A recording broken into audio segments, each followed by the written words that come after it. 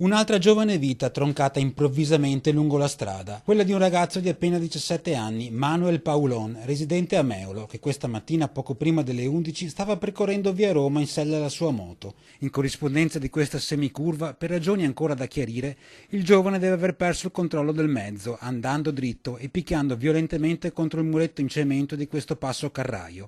Impatto che gli è stato fatale e i soccorsi giunti sul posto non hanno potuto fare nulla per salvargli la vita. Troppo gravi le ferite riportate nello schianto. Ancora pochi metri ed il giovane sarebbe arrivato a casa. È andato giù e ha battuto là nella moretta, come dicono i vigili, ma non sappiamo. A 50 metri era a casa.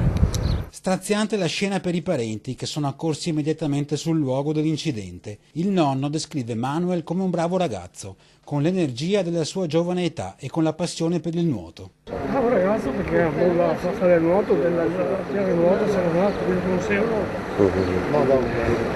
Bravo ragazzo, non si sa cosa sia successo. Non si sa cosa sia successo, ripete in lacrime il nonno. Troppo difficile credere che sia potuto succedere veramente. Bravo ragazzo, però non si sa se è stato provocato da qualcuno, non è impossibile da solo fuori strada, perché non andava mai forte. Non andava mai forte, dice il nonno, e tocca adesso a polizia locale e carabinieri, che hanno compiuto i rilievi sul posto assieme ai vigili del fuoco, stabilire cosa sia esattamente successo, se la velocità, una distrazione o invece un ostacolo improvviso o magari un altro veicolo abbiano causato una fine così irrimediabile.